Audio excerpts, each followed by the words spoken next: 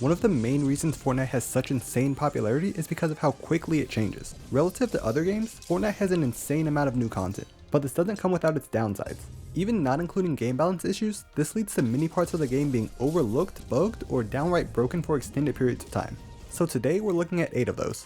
Some of them are useful tricks to know, and others are just so strange that I bet even the devs don't even know about them. Like the fact that you can edit through the bottom of floors. If you run up under a floor and look up, you can edit builds that are on the other side, but only for a fraction of a second. You can see the point where it goes from targeting the floor to targeting the build through it. If you happen to press edit right when this happens, you'll unfortunately, or fortunately if you're trying to do it, edit the build on the other side of the floor. If you press it after that fraction of a second, it'll go back to normal and let you edit the floor. So if you're doing triple edits, make sure you edit the floor before you're right up against it or it may not work. And if you've ever failed to double edit while trying to leave your box, this may have been why. But on to something that can actually help you. You can get extra FOV in ranked games. Before, public matches had their own set of rules where you could get extended aspect ratios, but then arena and tournaments were locked to 16:9 to make sure nobody could get a competitive advantage. Makes perfect sense. But when they replaced arena with ranked, they set ranked to be treated as public matches instead of tournaments. So now you can play with extended FOV in ranked as well. You can either use an ultra-wide monitor for this, or you can make a custom resolution in the Nvidia control panel. It's quite a big buff to have, but at least it's not that big of a deal since at least the tournament modes will still restrict you to 16:9. At least not as big of a deal as missing an entire build piece model. If you never noticed, the wooden U-ramp doesn't have a low mesh model, at all. Anyone who plays on performance mode with low meshes will still see a high mesh model on the wooden U-ramp. The brick and metal ones are fine, but the wooden one just doesn't have it. You can immediately tell it's not a low mesh model because low mesh models don't have particle effects. I think whoever added the wooden one to the game just messed it up or forgot. And this wasn't caused by like a new update or anything either, it's been like this since at least when low meshes were first added to PC years ago. Even when you try this on mobile, it uses the high mesh option. And not just for the person placing them, but for opponents as well. Everyone in the game will see high mesh models regardless of their game setting. It really seems like there just isn't a low mesh model for it in game, so it defaults to the high mesh version instead. But not everything's just spaghetti code. Some things I like to think are intentional, even if it's a bit strange. Like how stairs and edited cones aren't exactly the same model. Although they look like they should be identical, the stair is slightly higher than the cone.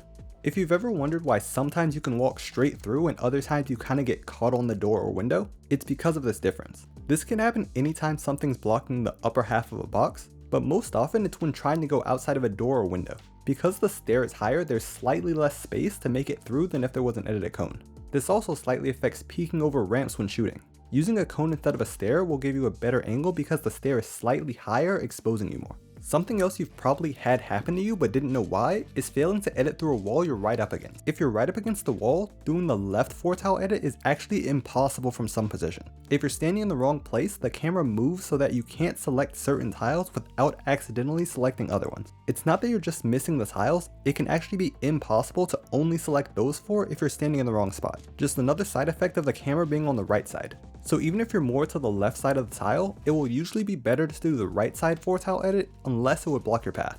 Another weird thing is the fact that in settings, it clearly disables switching from low to high meshes while in a match. I assumed it was because it would bug out the game in some way, but then if you're on high meshes, you can still switch to low meshes by changing your view distance to near. You can do this mid-game as much as you want to switch between high and low mesh, and it seems to cause no issues. So it's strange that the setting is grayed out intentionally to prevent this from happening in the first place. Maybe the view distance way is only changing the build meshes, but not the rest of the game. I'm not sure. But what I do know is that this infinite shooting bug definitely isn't supposed to be in the game. Don't worry, it doesn't give infinite ammo or instant reloads, but if your place building bind is not the same as your fire bind, quickly blueprint editing and then switching to a weapon causes the game to shoot indefinitely. You can swap weapons, sprint, reload, and it'll still act as if you're holding down fire. Even if I completely unbind fire in my settings, the bug will still cause the weapon to shoot endlessly. The only ways to stop it are by pressing your firebind again, opening a menu, or putting away your weapons altogether. My guess is somebody hard-coded a value they shouldn't have, but luckily this isn't really abusable since it doesn't give you infinite ammo or anything. It's more so a nuisance at times. Now these last two might just be the weirdest. So specifically, if you place a U-ramp on ground level, it temporarily blocks builds from placing on the tile above it. You can place floors and walls as normal, but cones and stairs act really weird. With cones, there's a 1/4 of a second lockout from placing cones on top of it from above, but only from above. If you place it from the same level, it works normally. But even weirder is if you try and place another U-ramp on top after placing a floor. When you do this, the lockout is much longer at 5 full seconds. And if you try to pre-edit during this time, it doesn't just ignore the input, it buffers it until 5 seconds later, and then starts the edit after the lockout is finished. But this only happens when a specific set of circumstances occur. It's only when placing a U-ramp, then floor, then second U-ramp exactly in the same direction while on the ground level and looking far enough upward. Because just like the cone, if you look slightly downward, then it's not bugged anymore. If you place the U-ramp rotated, it's not bugged. If you elevate at least one layer, it's also not bugged.